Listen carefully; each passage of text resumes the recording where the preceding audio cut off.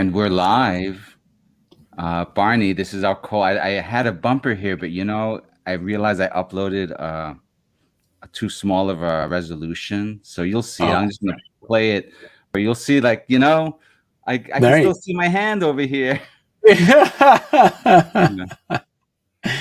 It looks good though. See, that's what matters. See, that's right. It's really cool when when I'm editing something. I have that. I'll usually do I'll run the audio underneath it, so like the Right. conversation will just kind of just start happening, and then here we are. Okay. Yeah. But StreamYard is getting so much more sophisticated now. The StreamYard program. It's amazing. it is. It's lots of fun, but I mean that's just like such a statement on all of this technology. I was, as you know, yesterday I was just pretty much going from live stream to live stream to live stream all yesterday, and we culminated talking to some hardcore kung fu masters and kung fu scholars like late at night, Right. and we went long, and just it was like there were some people in the chat that were really just like asking for like genuine advice, and they're like, I've just been starting doing this thing. I've just started my journey. While some of these Right. guys are like, they've been doing it for 20 years, etc. And so it was just like so amazing to see that interplay. But the one thing that came up was YouTube University, and like the question of learning a martial art while on, through the YouTube window, and then Right. one of the martial artists teaches martial arts online. He closed down his physical location and just does it online. So he had very distinct opinions. And then the other martial artist, more of a scholar, was just more about the big picture of like conveying these kinds of knowledge, right? Because these things are Right. they're still they're like the echoes of like oral history, right? They've been written down now, and YouTube is like the newest iteration of that written down stuff. But Right. they're Well, still and it's like, like yeah, it's like that point was like I remember, people are talking about that. Good example is like right now with the fact that people are now doing remote work or having video conferences instead of actually being in the room together, and you always hear like this is killing the office, or this is killing the work culture, and the piece of it too is that every time there is a transition in media, there's always the woe of this is that we're going to lose something. We're going to lose something in there. It's like there's the idea of like the growing up. I grew up as I'm strongly in the Gen Xer. I'm 46 this year, and I remember people are saying, "Oh, you know what? TV, like video games, it's gonna destroy the kids. Kids are never gonna be the same because of these darn video games." I remember playing Kung Fu, one of my first as Nintendo games, thinking this 8-bit game is amazing. It's like real life. It's amazing playing Kung Fu on the game. And I remember my parents' family was like, video games are just going to ruin your kids. You forget about it. But then as you get older, my parents' generation, my grandparents were telling them that my parents' generation is like TV is just going to ruin your kids. There's no point. Like TV is ruining your kids. Everything like there goes the education level. All the kids are just it's gonna tank. And then if you think about what happened before that, your grandparents' generation is like movies. Going to the movies, it's gonna ruin your kids. Everything, but now you're gonna be movies. Is like, and before that it was radio ruining your kids. Radio is ruining your kids. There's no sense, and you have to read anymore because all you have to do is just sit there and listen to the radio all the time. And then before that, you even go further back than there, is like even talking about the written word, books, because there was a point when they said that books is going to destroy the intelligence of all humans because now you don't have to memorize anything anymore. And that's what it was, is like to the point is like made the printing press. It was like, that's it. You know what? Ruining everything now. Now there's no one has to memorize anything anymore. So it's amazing to see how the evolution of how things happen. And I remember there was a point, especially with everybody on their phones, and the idea of everything now on iPhones, and everything is like we're on our, like our screens are so small now. And the smartest thing they ever saw is that, like, this is destroying kids. And it was this, I have to get this right. It was a neurologist, a pediatric neurologist or something that was on NPR. I was talking about that, and they were saying, so this is ruining kids. And she goes, honestly, we don't know. We have to wait till they're adults. The only time we know what's happening, like the generation of the TikTok generation, everything, we know if it's going to ruin kids. We won't know for another 20 years.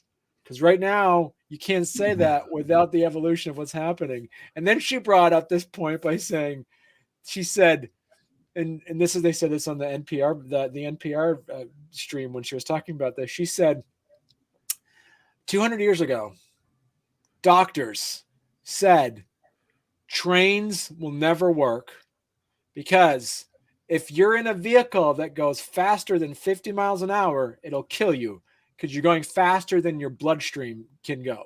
So trains are going to kill everybody. And scientists were saying this. So it's like this idea of that that we know the answers of what's going to happen in the future when it comes to, like, what's happening is when it comes to that. That's just like such a fascinating thing about the old adage of the kids these days, like all the kids these days, just like, you know what? We were the kids those days.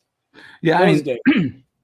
That sits like right alongside the end times talk, like think of like when the printing press was invented, that was a very popular end time, right? The fact that you could read, that everyone could read the Bible must have meant, the end was coming, and you can see how that affected, societies, like individual city states or whatever. And we've gone through, Patrick, you and I, we've gone through, at least in the last 20 years, you and I have gone through at least 15 apocalypses, I believe. There's always these things where, like, it's the end of the world. This is it. Oh, the year 2000, end of the world. Oh, 2012, end of the world. That's when the Aztec calendar ends. And there's so many of these, like, these fringe cults. Was there 2011 was another one, or 2010, where there was that one church group that said that it was, this is there it. was Yeah. There was also the comet one too, right? When the comets showed up, Halbop right in the Hellbop, and then there was that guy, the Heaven's Gate, exactly, Gate cult. exactly. So there's always something, right? There's that constant striving for meaning, Right. Yeah. But I mean, I think that's why the wise folks kind of look backwards a lot, I guess, like talking to like talking towards ancient traditions and whatnot. There's like this dude, right? Bodhidharma back there, right? The patriarch of Buddhism. I'm in mirror mode. There we go. Yeah. So, I ended up incorporating his legend into my comic series because he's such a foundational character for martial arts, but so much, he's almost entirely mythical now. There's like a historical person, and then there's this whole stack of stories on top of that. Right. Well, I mean, but that's one you brought up earlier about taking the classes, whether you do it in person or online. It's what you have to do, when it comes to teaching or doing anything, when it comes to art or anything like that, is like utilize the medium, to your advantage to make sure that you do it right. And that's one of the things is that you want to talk about it when you're doing classes, is that you have to adjust it to, like, you're not doing it in the room or doing it in front of a class when you're doing that. As soon as COVID hit, my girls, they take Taekwondo class. Their instructor, Master D, she had to tweak it. It wasn't how it was when you were doing it in the middle of the studio.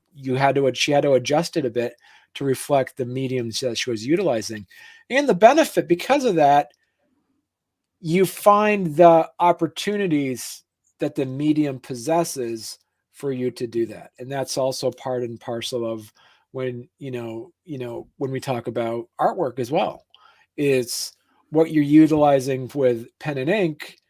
You don't use the same practice if you're utilizing digital art. You have to learn the medium and capitalize and use that to your advantage when it comes to things like that too. So Yeah, that's true. And that reminds me, I mentioned it to you off the air, but I have some digital technology kind of set up, right? Because this is something, we've never hung out at a party together. We've only communicated. I look forward to that moment, but Vermont's a long ways away from the Bay Area. But what you call it? Oftentimes during social situations, I like to bring a pad and pencil, right? And I usually right. you can find me doing doodles of one sort or another. And so because I'm doing this as a part of my Kickstarter campaign, right, I'm offering folks a chance to be transformed into a kung fu character, right? My kung fu themed comic. For my first campaign, I actually invited backers to appear in the comic, right? I set aside a page and I drew a few of them and they're in there. That was a lot Right. of fun. But this comic, volume 2, is so packed. It's just too packed for that. So what I want to do instead is create these commissions specifically for backers, Oh, and okay. and the last time I checked, right, I think I had two backers. One of them is a returning backer who I did a commission for um last year. In fact, would you mind if I showed you the lineup? I think I should start with that. I should share with you the lineup of those pieces, right? Yeah, I'd So that love to see that. you Yeah. know what I'm talking about. So I conveniently put them on a website so that you can have a little bit of a slideshow. So each one of these folks, right? There were six of them. They backed my campaign. I At know that's our mutual friend Stephanie there. Yeah. Yes, yes, indeed. She was among the first to sign up, right? Um, this fellow Cornelius Boots, he was just on our show yesterday playing a live performance of his Zen flute. He decided to back at that level again for volume 2 Mm, because he wants to revisit the art, and we're already talking about the specific kind of flute he wants to be depicted playing. That's exactly kind of what I wanted to do. I want to each of these characters that I created are based on the people that I got to know, right. and so now you can verify the accuracy, at least 1/6 of the accuracy, because one of the individuals. You've met them before, right? Our mutual Right. friend Yeah. Stephanie. So I think her piece will be up next. I could probably just pause it. So there it is. What do you think? Do you think That's that's what awesome. she'd be like if she showed up in a movie, Crouching Oh Tiger, yeah, Hidden Dragon, or definitely. Yeah. something? Yeah. Um, So you did that through, was it mostly digital or how did you, what was that mostly? yeah, this is me exploring mostly digital art. Okay. I am a real big fan of traditional pen and ink, brushes, and all that. But for this, like what we were talking about, I wanted to kind of use this as a chance to elevate my skills with Right. digital illustration. And I think like the fact that I had these people to work with kind of helped do that as well. Right. So That looks awesome. And so you have that now, and it's you, as you said, you have that as a pledge level as well to do that again. yes, I have it's over at kickstart@tigerstail.com. I have a pledge level specific for that. You know what I should have done is I should have. And that's, and you have that too. It's like you're limiting 8, and you have limiting 8, and you already have 2 backers on that so far. Right. Right. One Cool. of them is a returning champ. Right. And then I've heard through some channels there are a few other people who are kind of wanting to also step into that role, right? I did 6 last year. I figured I'd slot in 8 this year for kind of random esoteric reasons. Right. Yeah. You know that in the on the according to the lunar calendar, it's the year of the rabbit, Mm-hmm.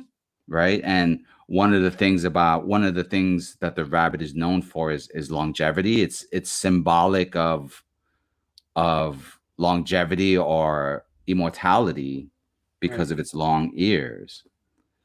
So now, So what are you then, Patrick? What are you the year of? What are you? me, What are I you was born? born on the year of the monkey. You're the monkey. Okay. All right. Yeah. So, I am okay. and I'm the do you year of know? the I'm the year of the dragon. Now, do we get along at all? Do you We know? do actually. It's monkeys, dragons, and is it rats? There's a third one. Like they come in threes that they're very compatible. That they make it. I had my visual aids. I could share it. Like you know how the wheel of the zodiac is 12 Right. animals, and then every fourth one is compatible. So we're separated by about 4 years, Right. and then another 4 years. Let's see if I can pull up. Let me do this. Pull this up here. So compatibility, I have rat and monkey. Yeah. Right, so because they create a triangle, so if we were to like do a Google search and you were to see that wheel, you could Right. count us off, right? And then Yeah. along that same wheel, the animal that you're opposite to is the one that you would have the greatest challenge relating to. And so we're all earth. Our main element is earth. I didn't know. I thought dragon was fire, but that's earth. Okay. Well, and okay, well, first of all, in according to Asian lore, dragons are more closely associated with water, right? It's the European dragons that spit fire, right? Okay. The Asian dragons live in rivers and they cause rains. You know, they Mm, dance on the clouds and do that. But there's a whole, and we were talking about this last night too, right? So you've got the horoscope of the zodiac, which is 12 animals, right. but in China, right, the elements are counted as five, right? So it's fire, wood, earth, water, and metal, And metal. Right. right? And then so what happens for the horoscope, each element takes over for each animal, right? Okay. So every 12 years there's a new animal element, a new element associated with that animal, Okay. right? So this year is the water rabbit. 12 years ago, Oh. it would have been the metal rabbit. And then 12 years Oh. from now, it's going to be the wood rabbit, right? And so it's going to take 60 years for the water rabbit to circle back around, right? Oh, wow. And so that's Okay. why in China, people celebrate the 60th birthday. It's like a big deal. Like, you know how in the West, it's all about the big 50. Right. And in the East, it's the 60th because you come completely around. So when I hit 60, right, I'll be an Earth monkey again. It'll be the year of the Earth monkey, right? Right. Oh, that's pretty cool. I had so I remember it was what was it? It was I'm trying to think and I'm pulling that up again. Is that so what would it be? I'm putting up the zodiac sign on here and that's amazing. I didn't. So what are the personality traits of each element? Is that on there too? Yeah, I mean, yeah, you can kind of Okay, it it's is. like each element is associated with like a direction and a form of motion. And so that Okay. also is the metaphor for like the personality. So we're both earth animals, right? And so the motion for earth is side to side, like the tectonic plates. But Right. it's also known for like our stability and our ability to stay grounded while things shift around us, you Oh, know. okay. Whereas the water element would be more would tend to go downwards, right? The motion for water is downwards. So they want to go to the lowest direction. So the water elements might be people who have a more darker outlook on life, or they might be more prone to like fast activity and then stillness, just like how Mm. water is. So I just checked. So I'm a fire dragon then. Okay. Okay, so 76. Yeah. Fire dragon. Excellent. Okay, so that's where you would get the association with fire and dragon. So right. So okay. So the fire is fire as an element moves outward, right? And so it's expansiveness. So it makes Mm, sense, right? Why you would be a host on a show, because you're constantly putting the word out there, and you're like constantly like projecting your voice and your essence out in the world, right? And the fact that you're a dragon, right, is indicative of your magnanimity, right? The fact that it's not a show that's just about you, it's a show about other people. right. Right. So that's like the dragon's treasure, is the fact that he knows all these people, right? That he has all of these connections. And this says my sense is speech, and my emotion and expression is joy and laughter. Look at that, Patrick. Huh? See, something about that. Look at Well, that. did I ever tell you that before we got a true feng shui master to write them, I, for a very short window of time, wrote the horoscopes for the print magazine of Kung Fu Tai Chi when I worked for them. So it was mostly research and trying to Yeah, figure stuff out. And then I would write it in the sense of, I don't know if this is 100% exactly, but I think it's something like this, you know? right. And then eventually we got a true master in who can like do serious predictions and do all of the prognostication. And then we had to just translate it from the Chinese to the English. And then that took a few efforts. Our writers had to work hard to do that, because it was so like trying to retain his poeticness and then still trying to make a sensical horoscope, but then still they're horoscopes, so they should be a little bit fun to read, right? So Right. yeah, it'd be funny. But the running joke was that monkeys always had bad luck, and so my suspicion was that that was the boss's way of telling me that I better straighten up, you know? So what was your so then your birth year? What was your element then as a monkey? It was Earth, so I It was was an Earth Earth. monkey, right? So that makes me one of the more stable and reliable monkeys, because monkeys are renowned for their being too clever for their own good and for their Okay. mischievousness, you know. So All right. you can imagine, we used to know like what we had a list of all of the different famous actors and stuff, and what, we could look that up, but you can Right. imagine a fire monkey being explosive and unpredictable, right? Like, But you know what? I'm looking at here. It's for you as the Earth. It says your meditation and leisure is reading and drawing. yeah, it is known. Yeah. And Okay, that's pretty so cool. I Yeah. so how and yet that is also what I've made my career, right? So my leisure and my work is my leisure, and my creative pursuit is my leisure and my work, or I don't know. Seems very complicated to me, but Well, it yeah. kind of makes sense. And your sense, your major sense is sight. It says there too. See, as a artist, see, an Yeah, artist yeah. and a writer. Yeah. That the writing, and people have I like the term visionary, like I got a great quote where someone quoted my art as like visionary imagination, and because of the vision thing. And then on the comic book tip, someone asked me what X-Men would I be if I was to be an X-Men. We all know the X-Men, right? Right. So Yeah. I would have chosen Cyclops because of the vision power, Right. You know what? I've always been I grew up reading the X-Men, especially like the John Byrne X-Men. And I can't now you got me thinking. I've never been asked that question about what X-Men would I be. Well, what X-Men would you be, I Barney? know. That See, the now I'm world thinking needs to about it. know. Yeah. I would, you know what?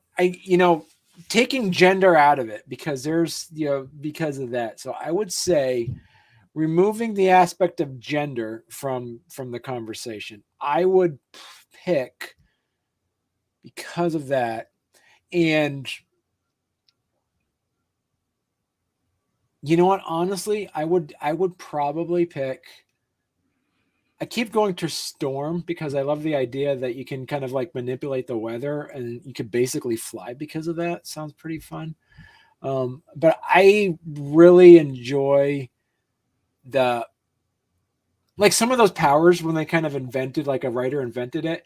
It wasn't until other writers decades later really got involved in like digging deep and figuring out what those powers would be. Like Iceman was like, Iceman is like, oh yeah, this is he turns ice and can make ice. And then once you had like some really creative writers say, wait, he could literally freeze your blood. Like he could literally kill you with a, and then what Magneto, when he came out in the 60s, like there's iron in your blood. He could literally kill, like there's all these ideas of this. And I Right. recently just saw this thing about how Jubilee could conceivably be some of the could be one of the most powerful mutants alive because she could basically create nuclear explosions with her concentration. People thought it was like, oh, she just makes fireworks, and then like people like, well, what's her mutant power? And then they get really in deep of it. It's like, and you know, like I just saw this YouTube video about it, like talking to the writer of this. So what does she really do? Well, she does this with it. She's able to make sparks. She's able to do this. It's like, or get deeper than that. What could you do with what you just said she could do on a base level? And they're like, she could make nuclear explosions. It's like, exactly. That's really dangerous. Like it's Oh like yeah.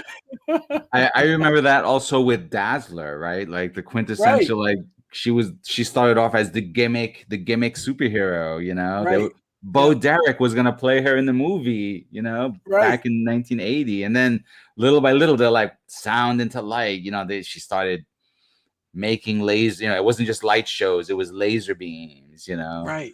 And Yeah. then It was all those things where you just kind of take this like pretty abstract way of making a power, like Bishop, like the energy that hits him, he can reverse it and turn it back. And then when you start thinking about, well, then that could make him basically indestructible. Like there's all these ideas of what you can take and thinking like, uh, and then when you get into some of the more basic ones of uh, well, so one piece of like they're doing a really strong deep dive on Cyclops, and it's like he shoots lasers out of his eyes. He's like, actually, what he does is his eyes are actually portals to another dimension that's called the. I'm gonna butcher this. I want to say like the Bang dimension or oh, what is it called? I'm looking this up now here. The Punch dimension. That's what it's called. the punch dimension. Yes, yes. So basically, Cyclops' eyes are as interdimensional apertures between the universe and another Einsteinian universe where physical laws are as we know them do not pertain. So his eyes are actually apertures to the punch dimension that just is just pure force that shoots out. Just emanating outwards. Yeah, that's. I mean, it made. I don't know if I. Let me think about that. Is that a good name for that? I mean, I guess so. I mean, better than what force? I guess there's no wrong answer in that sense. You know, that's the beauty of comics. But you know, Right, it always getting okay. So this ties into the video game thing, right? Like all of these things, like since our childhood have been experiencing this like heightening complexification, right. right? Yeah, You know, yeah, so comics were just this and I think this goes with my theory that as a generation we never wanted to grow up, right? So we right. brought our toys with us, you know, and Yeah. we warped society so that we could still play video games, you know, so that we could still read comics and There's almost to the point too, because you think about it, like we're the Gen Xers, we're the first generation who just said, you know what, I like my toys, and so because there was almost a societal pressure that mm, was removed, and this is we don't get enough credit to the generation before who allowed that to happen. So, for instance, I always bring this up to like one of my biggest qualms. I always like making this was like anytime you see that internet meme or something that's like it's like when I was a kid we didn't wear seatbelts or we got to ride bikes without our helmets on and all this stuff, and then I would always bring up to the point and I would say yes, we did that and we knew that was dangerous, so when we became adults and had our own kids we said put on a damn helmet because that's dangerous not to do that. Because when I did that, that was dangerous. So it's this idea of like children's these days, like participation trophies. There was complain about what it is, but the point of it being is like that did not happen within a vacuum. That happened based off of the parents of the generation before who said that. So the idea of our parents' generations who allowed us to keep our toys was something to say because their parents' generation didn't let them keep their toys and says, you know what? You need to grow up now. You're 13. Get rid of your toys. Here's your shovel, or here's your like. So basically, what it was a react. In a way, I see this as an evolution of reactions of parenting wanting to do something better than what they had before.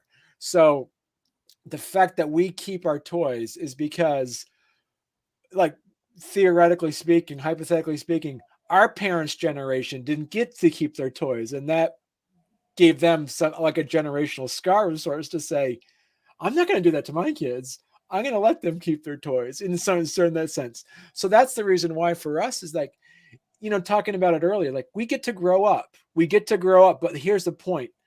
We get to define what adulthood looks like as long as the responsibilities of adulthood still are intact.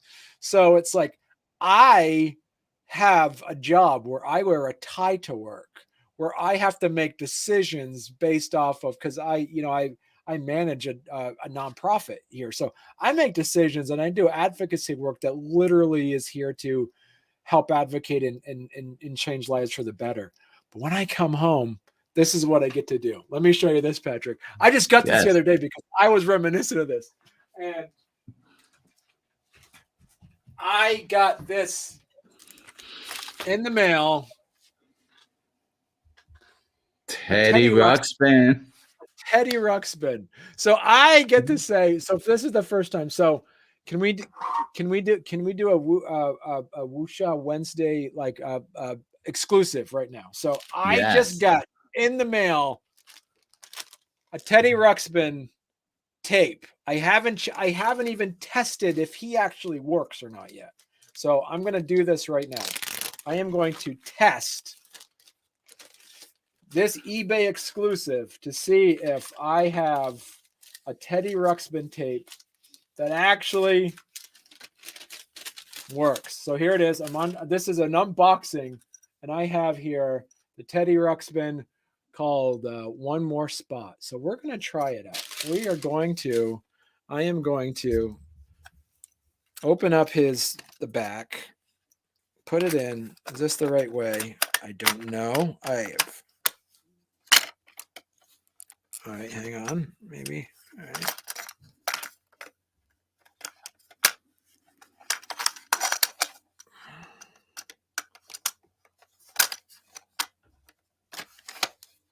All right, here we go. Does it work? All right, here we see. Does it work? Come dream with me tonight. All right. I don't know. Does he move? You don't always know when you're going to make a new friend. It's not working. Sometimes it can happen in a pretty unusual way. So he's not moving his mouth. Teddy.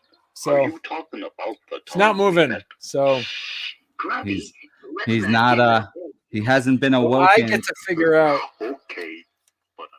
I get to figure out now. This is the joy of it.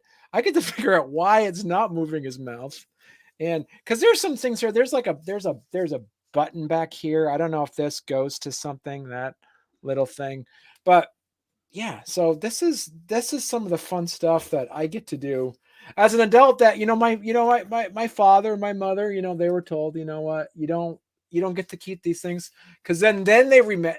We have this. We have those folks who are going through that are in like their 70s now, that when you meet at like at a picnic or something, he's like, oh yeah, my parents threw away my comic books, or my parents threw away that.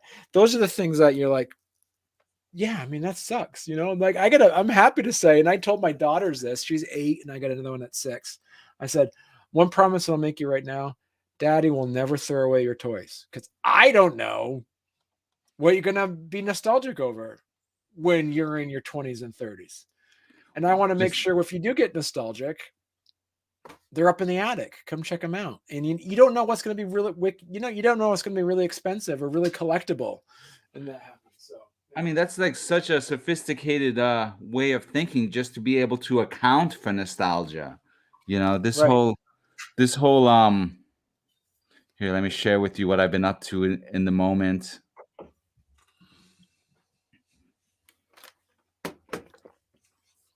Well, look at that. So I could maybe do some bear kung fu with him if since he was so lazy during that unboxing, let's make him work out. I'm going to figure out why that Teddy Ruxpin doesn't move. There might be, there might be one of those things where you have to pull like the plastic off of a piece of wire so that, it could then activate. I've seen that sort of thing. All right, here it is. So I just looked up how can I make my Teddy Ruxpin mouth? The best solution is to take the Teddy apart and rebuild the servo motors. If you don't want to go that expensive, there's also some quick fix tips you can try. For the eyes not working with your thumbs, push Teddy's eyes open and shut. Besides poking him with the eye and breaking the frame, you will not damage Teddy. So there's some, So what I got to do? We got to do like a follow-up show on this where I get Teddy Ruxpin to work. See, that would be fun. Yeah, we could like interview him. We could we'll set up the questions to see if he can answer them. I mean, maybe like, Teddy, who's your friend? Who's your best friend? Right? Obvious Right, answer. You're my best friend.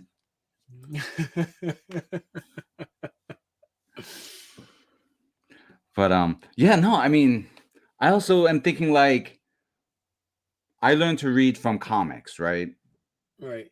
Mostly because that's what my older brothers had, right? So I could, rather than my parents having to worry about buying me, early reader children's book or whatever, although, I had access via the library or whatever, I could just, sneak down into my brother's room and grab comics and read them and sometimes draw in them, and I think some of that, like, as families got smaller, right?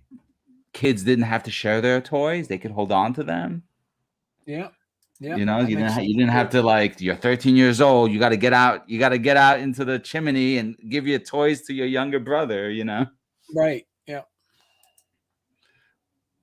But I want to come back to this because my original plan, as I was mentioning to you, was to try and turn you into a bit of a wuxia warrior.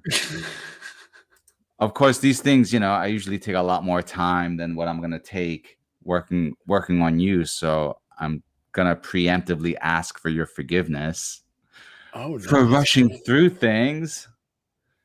But yeah, so usually, like, Barney, what's your favorite kung fu movie? We'll start with that one. What's my favorite kung fu movie? Yeah. I need to know, what kind of martial artist you'd incarnate as. So the one that I had the most fun watching, and not necessarily as my favorite, is, I would say, like, I really loved what was the Drunken Master one? Like one of Jackie Chan's first movies. Was called Drunken Master. Okay, all right. And then another one that I really appreciated watching growing up is, and I don't think, no, that isn't necessarily kung fu. I was gonna say, but that was like kung fu act. So not the one that was like Killers wasn't one. That was more guns than kung fu. Well, it was.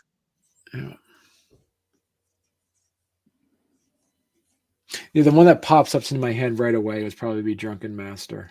Well, that's a great one. In the Bay Area, we actually do have a Drunken Master, like a renowned martial artist that is a master of drunken kung fu. So he's like Really?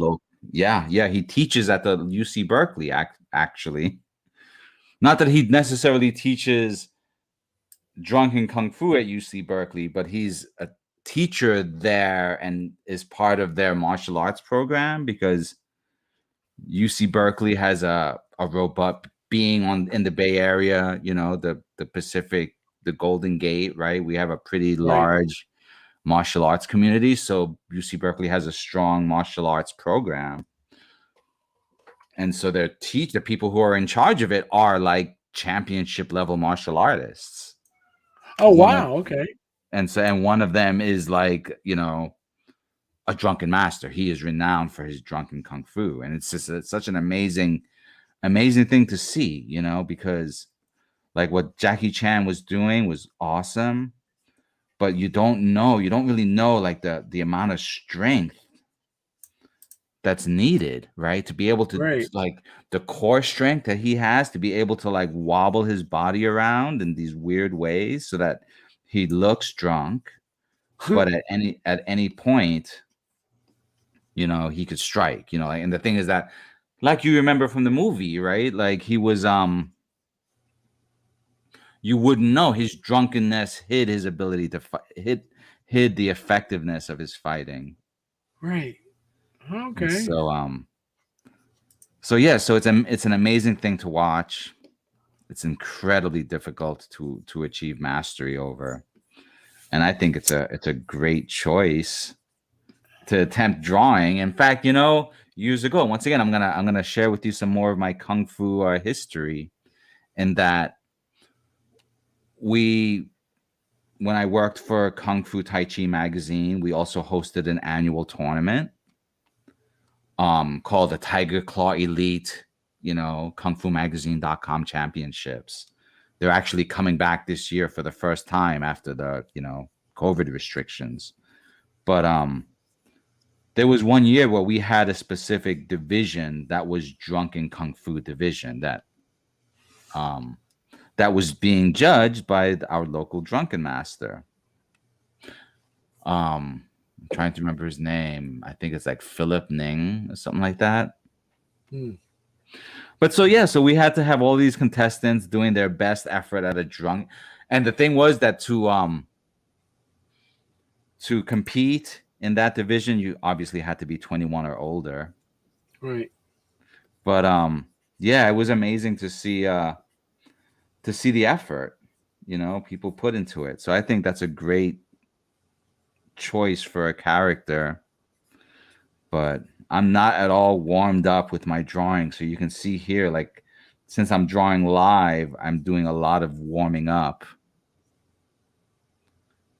midway, like in the process. Normally when people draw, they say like build your anatomy first, right? So that you have your proportions correct. And that's totally a legit thing. I have this bad habit of just trying to build, like trying to start from the correct silhouette and then build the anatomy into it. Does that make any sense? Like, I think other people who draw might get it, but I don't know Right. if it's too Right. jargony for. I mean, you draw, so I think you would get it anyway. Right. But you No. also talk to a Well, lot of people, so you would know when I'm being jargony or not. do you know? So, what are you using as a? Are you using Photoshop or what are you using to draw right now? I'm using Clip Studio Paint. Okay. All right. I've only just been using it for over a year, maybe. So I'm Okay. still just like learning as I go. But I've been working on Photoshop since version 1. Wow. Okay. When I was going to art school, you know, that they were teaching us how to do graphic design and art like the old-fashioned way. Right. We had to learn, we had to take a class in photo retouching where you had to use an airbrush. Wow. Okay. Now it's an airbrush tool. So in school, all of our professors were not convinced of the efficacy of the Macintosh and of desktop publishing. Right. And so myself and my peers who were part of the student newspaper and like the student government, like we were part of the student activities community, we conspired to pitch to the student government the acquisition of Macintosh computers, and we got it. I mean, it helped that I was the vice president of the student government. My friend was the editor of the yearbook. My other friend was the editor of the school newspaper. So we just rallied, and we got a whopping budget of maybe $2,500 to spend on Macintosh computers. Those little weird little squares that they used to Yeah, I be. remember those. And so we had those for the student newspaper, and it changed everything because we were submitting all of our class projects, just by hitting print on the printer and just being like, here you go. And then so after about 3.5 years of that, the dean of the arts, they pulled us aside and they said, we admit defeat. We're gonna start a desktop publishing program, right? A pilot program. And so we want you all to sign up next semester, right? And we will guarantee you an A. You get an A just for showing up. All you have to do is teach people how to use a mouse. Oh, wow. Because it was like nobody knew. People, it was like the first time these things were so you'd have these students who had never seen any of this stuff before for the first time, starting that journey that's so freaking ubiquitous now. Right. But it was my own kung fu journey, right? It instilled that learn by doing kind of approach, which. And I remember when you were talking about that when you were on my show last year talking about, was it fu or kung fu? What was the one that just meant like the study of and like being the mastery of? Yeah, so I like to say, well, gong or kung fu, right? Gong is the same word that you have for the giant gong, right? It means big. It means like ultimate. Yeah. Right. So that's like how you would call your grandfather. It means grand also. But then fu is what you do. I like to say, so fu is that thing that it's like, it's more than that, but it's kind of like, that is the process by which you do something. So. Right. Okay. That's the process. Okay. Gotcha. Yeah. So it's like, so gong fu means that like that thing that you do really, really well, that the hard work that you put into achieving this great thing, Right. Like in your case, right? Like the work that you've put in for building Story Comic, the work that you've put in to get your book Dad Jokes published in the midst of a pandemic, right? Right. Yeah. So tell me, Barney, how was the response to that book? The dad joke. Hang on. I was just talking about somebody about this the other day. Let me get that out.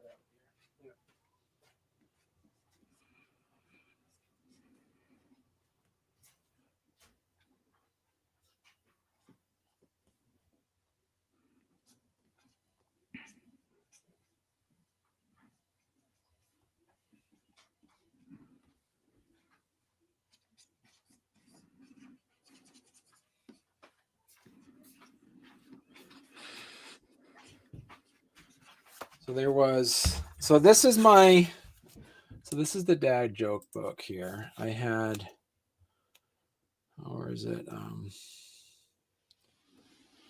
So this is my dad joke book. I'm putting out a sequel called Dadder Jokes later this year. So there was, what was the one? I'm looking after my blacksmith's dog. As soon as I got him home, he made a bolt for the door. There was, yeah. Why does Norway put barcodes on all of their ships so they can Scandinavian? Oh, I wish I had a rim shot plugged in. How much money does a pirate pay for corn? A buccaneer. Oh man. Yes. There once was a young man from Cork who got limericks and haikus confused. That's more of a yeah. But there was Whoa, that one's deep. that one's exactly yeah. See, there was a big sale on paddles at the boat shop. It was quite an ordeal. Oh man. Oh man. So yeah, so I got over 500 jokes, 500 over 500 groans and chuckles on here. It's a nice thick. So what I did, because I'm a cartoonist by trade as well, I made like all the images. I did all the images myself through Procreate. And what I did is I have all of them as a basically, because we live in the 21st century, they're all dad ish chores that you would find. So I do have washing the dishes on here because you know what? Dads wash dishes now. I have, agricultural, taking out the trash. I don't play golf, but it just seems golf. And of course, because I got a karaoke machine on there because dads love to sing. So this is all yeah. So basically what I do is I just really made all of these backgrounds. So now the trick is I'm trying to figure out what the toilet. You got to have a toilet seat in there. Oh yeah. So what I've done is I'm trying to think of. So what I did is I made the book. I have 25 reoccurring images on here, and the book itself is about 125 pages, a little over that, 130 or so pages. So I just repeat the images every 25 pages on there. So, but yeah. I like to help people find things by pointing out that it's got to be around here somewhere. Awesome.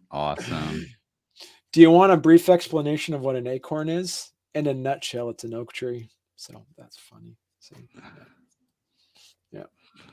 But yeah, no, it's going well. I put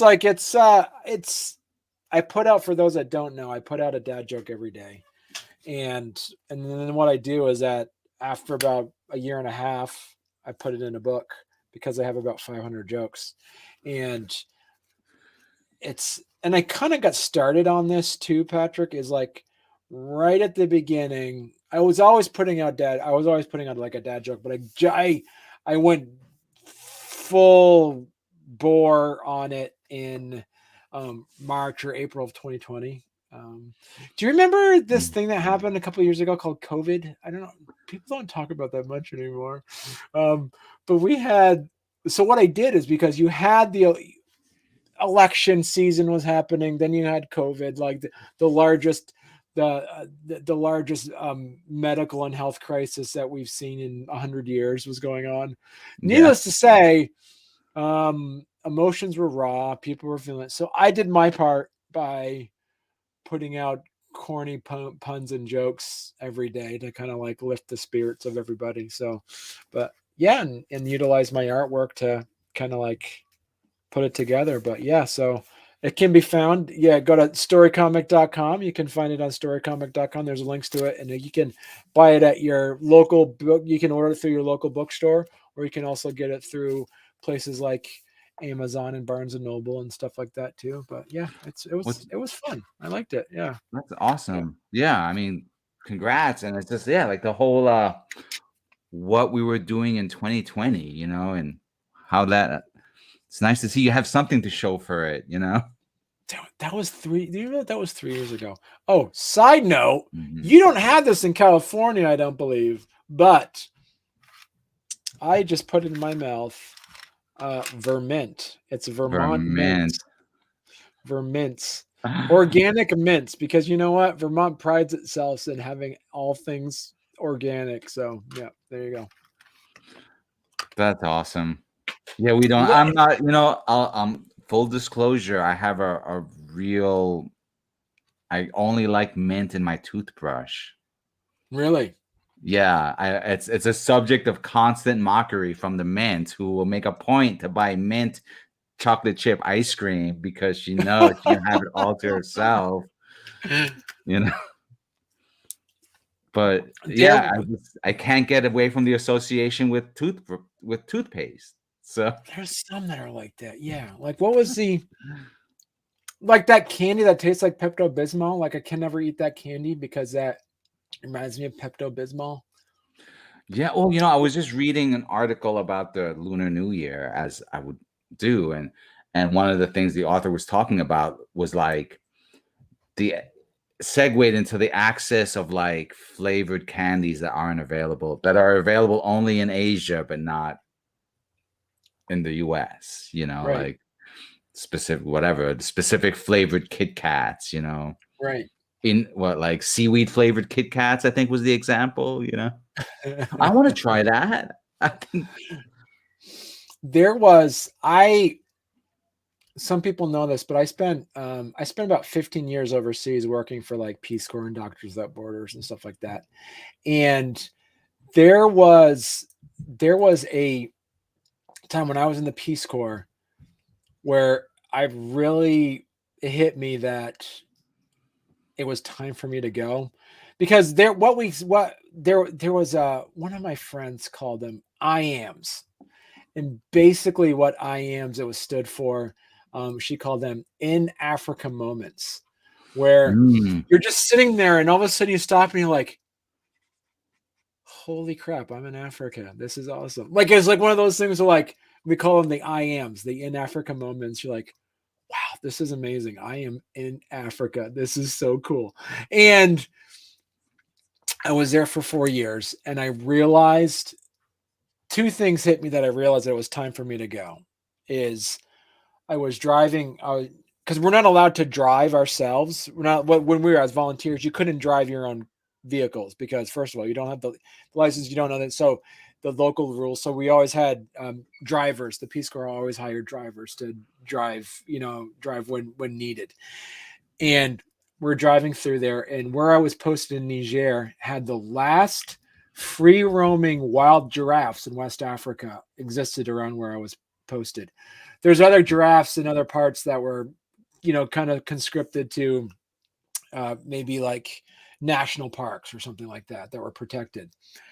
But there's that one place where we're driving, and the driver's like, "Oh, hey, Barney, look, there's giraffe." I'm like, "Yeah, well, whatever, big deal." Like I've it's like I realized that like once I got used to knowing that I could see giraffes, I'm like, it is time for me to go. Like I can't if it like the you always want to live in that magical time. You always want to live in that. So once you start getting used to like a magical environment to that point, it's like you gotta move on. And like there is a point in this, like it's good that you got you get used to those things.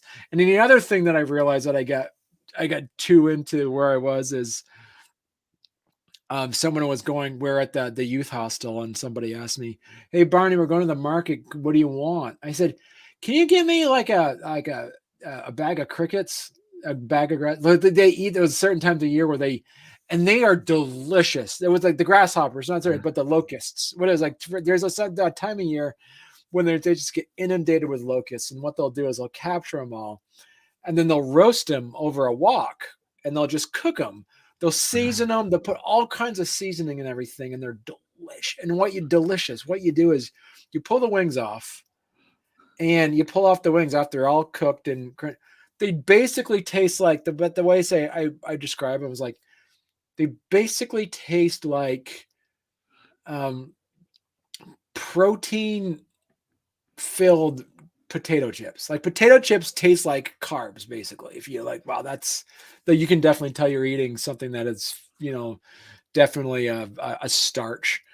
But like for instance, if you're eating something almost like a puffed peanut or something that that has protein to it, the closest that I could come to is like when you can buy those um, green bean potato chip looking things. The way I can't remember what they're called, but there's always like you eat them and they're like, yeah, this definitely is a bean that you're eating, and there's something proteining about it.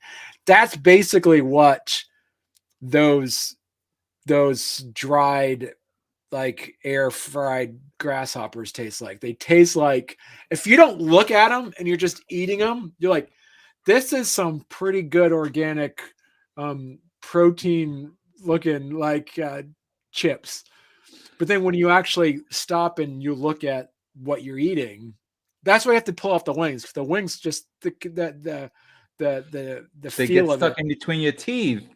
That tastes bad. Like you got to pull the wings off. So and they're seasoned so well. It's all have like barbecue spicy flavor to them or something like that. And that's the other reason when I figured out, yeah, I've been living here too long where I don't care about seeing giraffes and I'm sitting in front of the TV watching. This was back in the early 2000 when the first Shrek came out. So like I was sitting there watching Shrek eating grasshoppers and not caring about seeing giraffes anymore. I realized that like, yeah, it's time to transition into another adventure because right now I'm just living the life of and one of my, so when you like donate clothes and you like those big yellow bins, they said, these are going to Africa. And Mhm. what they do is like, they don't go to places where they are given away. They're brought there and sold. And the caveat to that is it's actually significantly harming local tailors in those countries because it's more expensive to get a shirt made than it is to buy a t-shirt that came from the United States for literally it's like a quarter of the cost. So what it does in a way is like when you're wearing actually locally made clothing, it's more fancy than it would be if it was 50 years ago when that's just what everybody wore. It's almost to the point of thinking about it from a perspective of 50 years ago, everybody wore a suit and tie. Even if you look at pictures from the 1920s, like the 1920s, men wore suits to the mines. Like it wasn't like, just like you would everybody wore a suit when they went to work, whether they were farming or something like that. But now it's to the point where like the casual wear has become that word of fast. There's like their word for it, like a fast fashion. That fast fashion in a way. It's like, here's another t-shirt.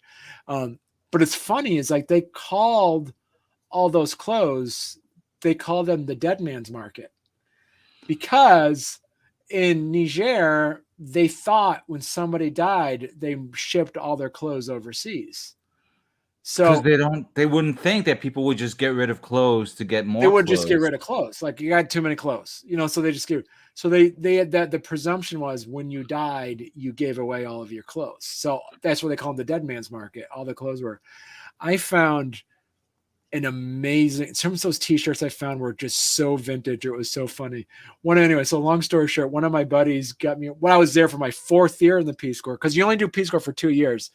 Mhm. At that point, I was there for my 2nd year, and there's a you can't say, do you want to extend your mission? And I said, you know what?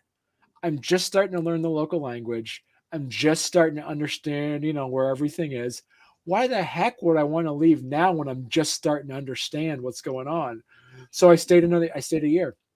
And at the end of that, people are like, do you want to, people rarely extend a second term, but if you want to do this, do you want like, you know what? I am fluent in the local language now. I am loving this. I am going to extend one more year. And I stayed for 4. So I stayed for that 4th year.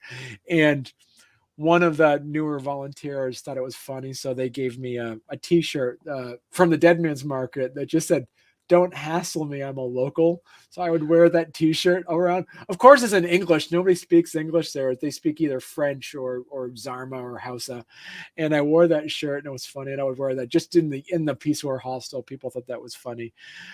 But what I ended up doing, and I don't have them anymore, but I would go to the Dead Man's Market and buy bed sheets, like kids' bed sheets, the bed sheets we would have when we were kids, bring them to the tailors, and they would make button-down shirts for me. With that, I had the old He-Man bed sheets, had that turned into a button-down shirt for me. It was almost like a Hawaiian shirt, the way because of the pattern. I had a Spider-Man shirt. They were all kids' bed sheets, and what I would do is like now I would tell people is like, you go to like your store of any fabric store. I would encourage anybody that does sewing is also go to yard sales or go to garage sales that might be selling old kids like bed sheets or just other like bed sheets that are just have that weird cartoon fun thing. You could utilize bed sheets as fabric as well to make shirts out of as well. So that's what I did. It was so fun. That's I just I love it. enjoy. And the other cool thing I did, you would find amazing treasures in these dead man markets of clothing. I found a Mondale Ferraro t-shirt. Wow. It was too small for me. It was a medium, but I saw that shirt. I'm like, I wish I could fit in that. That would be Who so would fun. even get that reference now? No, exactly. But I have to say, I don't know if this is the case in Vermont, but in the Bay Area, there's like a growing trend for performers to dress the way you're describing, like have like custom made like 3-piece suits, but with like that kind of clouds or whatever. And it's just like I've seen it enough times to kind of think like, oh, this is kind of a thing in the Bay Area, like. So I don't know if that's the case everywhere else, because Right. Bay Area legendarily in a bubble, but Right. Maybe you know what? Maybe you know what? Yeah. See that. I'm a man ahead of my times then. See, because see that Patrick, no I was doing that question. back in 2000. See where that. Well, So. I did, as we've talked about before, I did do some volunteer work in Africa as well.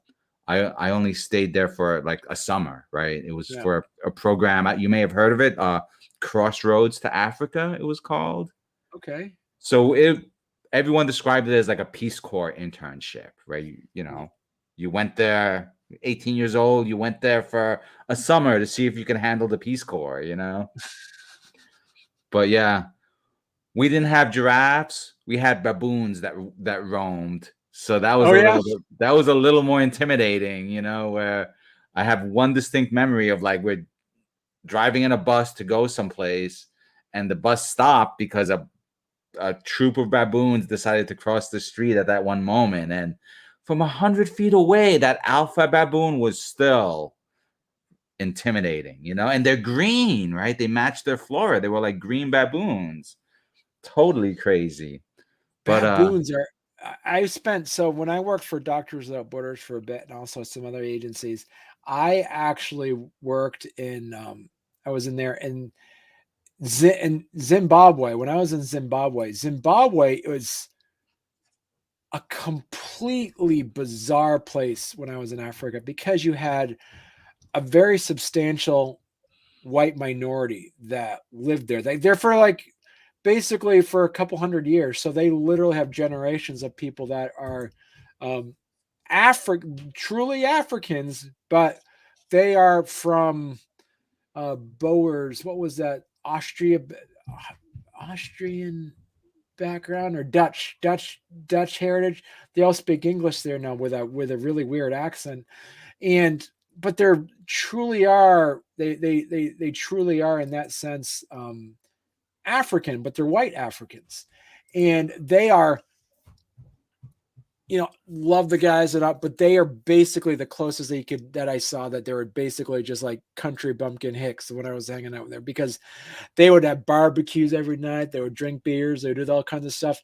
They would literally do everything that my friends would do growing up here in rural Vermont would do, but in Africa. And I say this to that, like the African version of it.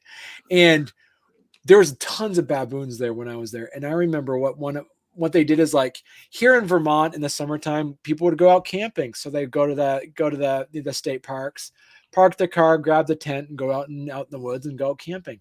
They did the same thing there in Zimbabwe. And what these guys did, they grabbed their 6-packs of Budweiser or whatever it was, or 12 packs or 24 packs. But baboon, and so what they did, they parked in the in the parking lot there in the woods, where basically the jungle there, because we're talking about Africa. But they would park there, and just and they it's well known that baboons are deathly afraid of snakes. Deathly afraid of snakes.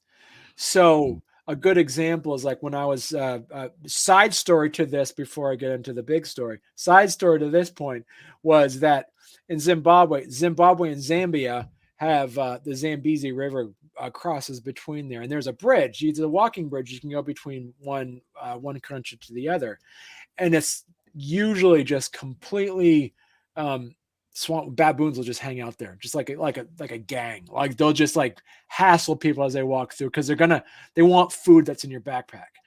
So what one person did is like, listen, this is what you got to do, and this is one of the people that says this is what you got to do. Take a rubber snake, put it in your backpack. You do that, and they won't touch your stuff. They're like, really? Yeah, trust me, that's what they'll do. So what they did is they're walking down, they're walking across the pedestrian bridge. Baboons are there just hassling people. And like if you got food in there, it'll jump on you. Like you have to drop your backpack and just run away because it'll do that. So the big baboon, like you said, the alpha male baboon, really was hassling this 110-pound woman who was just that was one of their friends.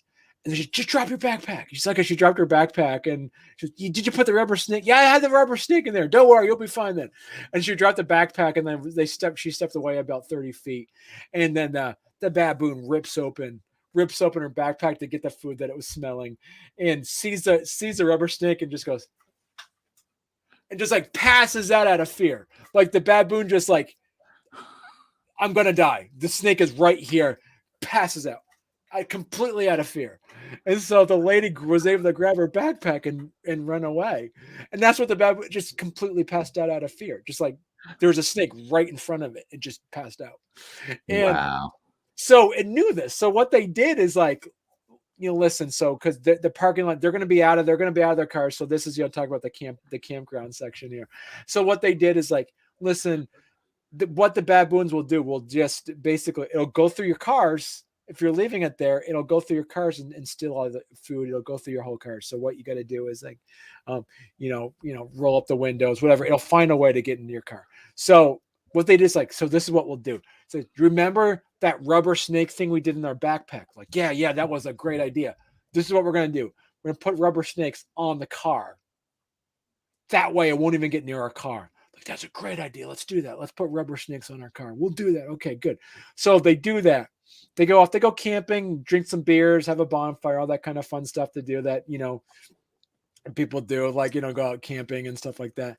Come back the next day, their car destroyed, completely and utterly destroyed. What happened was the baboon showed up, saw the snakes on their car. They were far enough away where they didn't pass out of fear. They started throwing rocks to scare away the snakes. Obviously, the rubber snakes aren't moving. They smashed the windows, dented up the cars. Still, the snakes weren't moving. They didn't get it. Nothing was taken out of their car, but their windows were smashed and everything because the baboons kept throwing rocks at the car to scare away the snakes.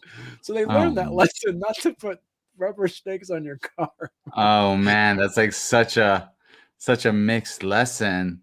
I know. That's a hard one. Right. That was yeah. Yeah, it's like good or bad, That's so funny. Well, Barney, while you've been talking, this is what I've come up with. It's very rough, so I'll admit that. But let's see if I can see how much of a likeness I picked up from you. Look at that. Wow. All right. So you're moving, so a still photo is a different thing than just trying to catch someone, but your eyes, you've got those eyes. Right. Obviously the rest of the body needs work. But yeah, this is a good start to what would be, what would end up being a Wuxia warrior that Right. I was showing you earlier.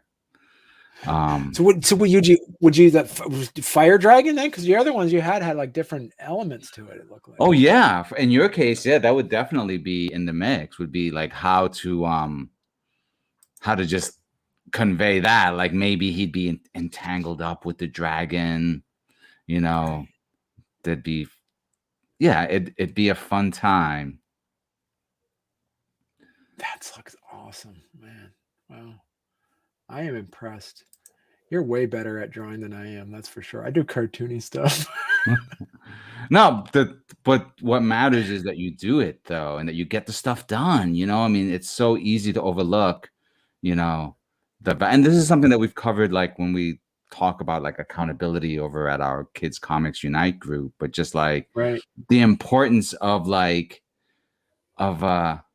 getting something finished, or at least to meeting a benchmark. Right. And like you said, there's the old adage, perfect is the enemy of good. So Yeah. yeah.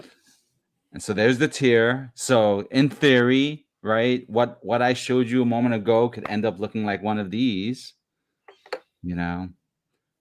fire dragon and all. Now you got me thinking with that fire dragon.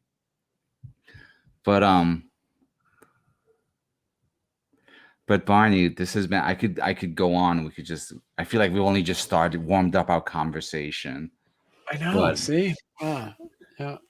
But you know what? I think I got an invitation to show up on a local radio station in about an hour. Oh, fun. Okay. So, they want to We didn't even talk about tea. We didn't even get a chance to talk about tea. We're too busy talking about adventures in Africa. I know. See? Still. So I drink this yogi tea, and this yogi tea has a do you know yogi tea? They always have these little quotes. This one's kind of thematic. It just says, "May you create peaceful harmony as your life's purpose." See, it's good. Those are wise words. Those are wise words. Yeah. Well, I gotta say, I appreciate you having me come on. This has been a great time. We gotta do this more often then too, Patrick. And I gotta have you come back on. I should schedule you a time now before it gets filled up too. Your Kickstarter is live now. It's live. I'm happy to share that too on my stuff. And then what I can do as well is when is it published, when you actually have it available for folks, and I could have you come on and talk about volume 1 and 2 as well. Yeah, that'd be a lot of fun. It's been a wild mission. I mean, like I started volume 1 as a year of the tiger thing, and it just it consumed my whole year. I had these ideas of like, oh, volume 2, I'll get volume 2 out in August. I was just, once you grab the tiger's tail, you got to hold on, Right. And so it's kind of I can feel that energetic difference with the transition of the new year. So I'm kind of glad to be doing this sort of thing. And I'm really glad to be able to just like, make it more about these kind of connections than just, hey, buy my book. Like a lot of people are always scrambling to get that sale, but I kind of have faith in my backers, Right. I have faith in the project. So I'd rather spend the time to do things like this, and just really like build those bridges and you're doing a great job on this. You've got 46 backers already, and you've already done the pledge level of you're almost there too. 73%, I think was the last number I saw. Yeah. Which is encouraging. It's a weird thing because there's nothing like the first time. The first time was such a unique set of circumstances. So I have to like check myself from constantly making that comparison, and remind myself like this is really a test to see if I could filter out beginner's luck. Right. So that's like the thing I have to remember. This is about like, I don't have to have this crazy wild thing. I just want to be able to know that I did this not because of beginner's luck, but because of good planning, good relationships, etc. You know. Right. Wow, that's awesome. So what I am okay, so talk so that backing that Wuxia warrior that comes with the book as well, correct? It comes with the book. Okay.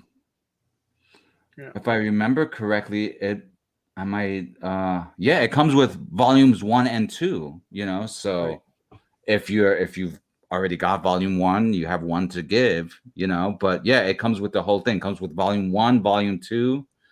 It comes with like a gallery print of the commission as well as the digital files. So and then, you know, I'll like throw it up onto my I have a print on demand store. So what I usually do is I just throw it up there so that, you know, if they want a life-size version, if they want it on a shower curtain, you know, it's there for them. All right, don't tell my wife, but I just backed up that one because I like that drawing you're making so far. So yeah. Woo! That's amazing. Oh, well then, you know, the cool thing is I have to take a screen capture of it now so that we could track it. I think I got that screen so that we can track the, you know, I'm a big fan of tracking progress, you know, so we could see how it started and how it ends. Fire Cool. dragon and all. Yeah.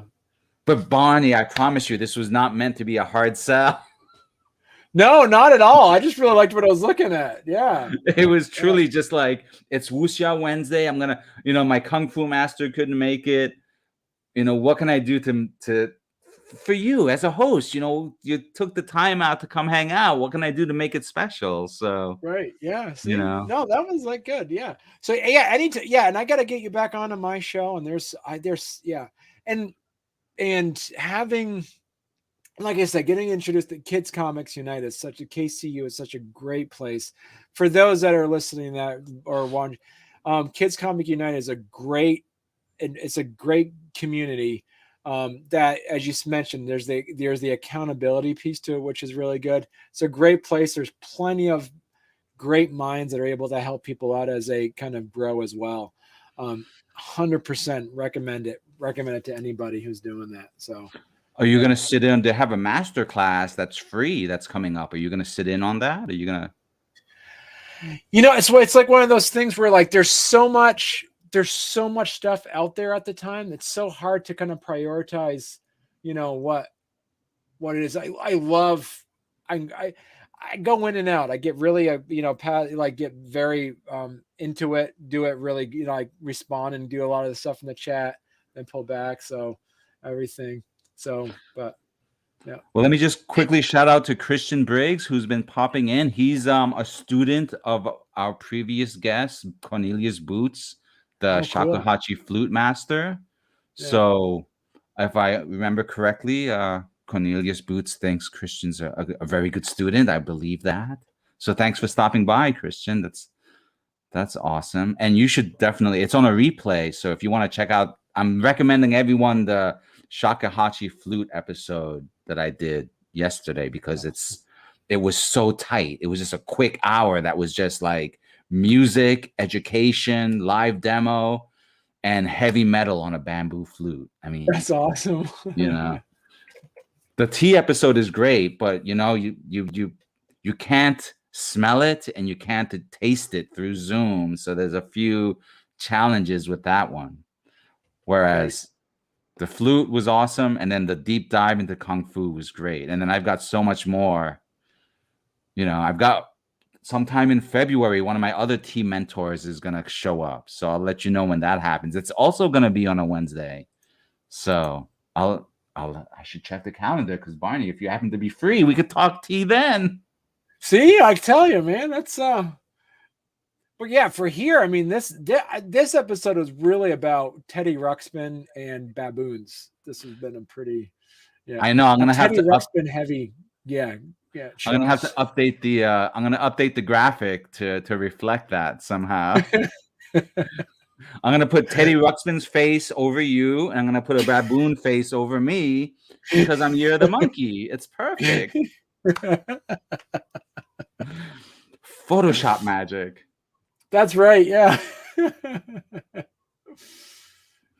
Cool. Perfect. Well, thank you again for having me come on. I really appreciate it, Patrick. This has been a blast.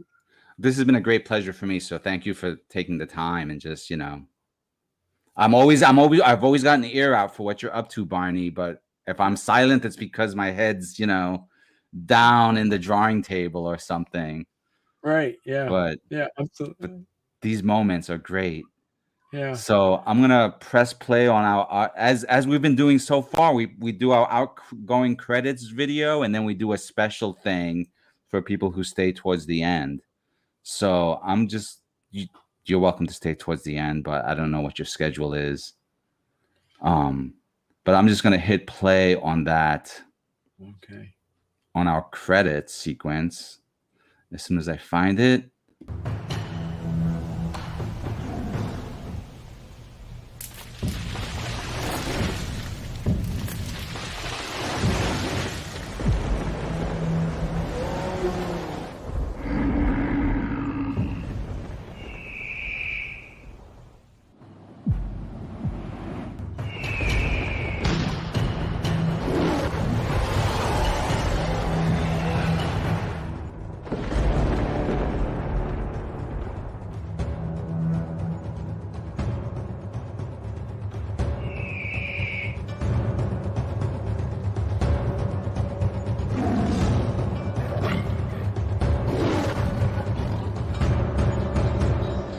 Hi, I'm Plugo, author, illustrator, comic creator, and the art director for Kung Fu Magazine for more than 20 years. But I'm here to talk to you about a project that's really special to me. It's the middle grade graphic novel, A Tiger's Tale.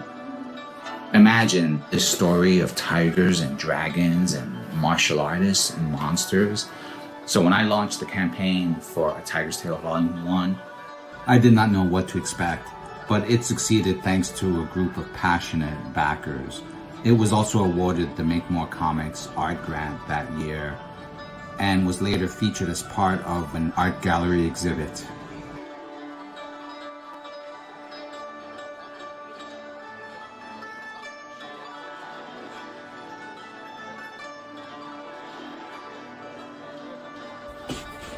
And that's why I'm coming to Kickstarter, to cover production fees, printing, copy editing, things like that. Books completed, with the exception of a few pages I've set aside for color over the course of the campaign. This turned out to be a popular feature of Volume 1's campaign, so I thought I'd bring it back for Volume 2. I think it's going to be great fun for everyone. Hope you'll support the campaign. I'm very excited about it. Thanks for stopping by. I have with me here Gene Chang. He's a 32nd generation layman disciple of the original Shaolin Temple and was publisher of Kung Fu Tai Chi magazine. He's authored hundreds of martial arts articles and scripts for martial arts instructional videos. He's the author of the book Shaolin Trips, and he's also served as weapons expert on El Rey Network's Man-at-Arms, The Art of War with Danny Trejo. This was in 2017 and 2018. And he's been a longtime friend and collaborator. Welcome, Gene. There'd be glimmers of pop culture. I mean, when we did all those movie reviews together, that was, there was crossover, and that's expanding. I mean, there's many more movies that you can see martial arts influence into their choreography nowadays than there was back in the day. But yeah, I think it's still, Kung Fu is still, everybody was Kung Fu fighting, I mean, we'll never get away from that song. We'll never go away from that image. The bigger picture of Kung Fu being, an art by definition, that, skill achieved by a lot of hard work and a lot of time. That's a harder concept. Like, you got Kung Fu in the way you paint, the way you make your comics, right? It's a whole different, it's a different level.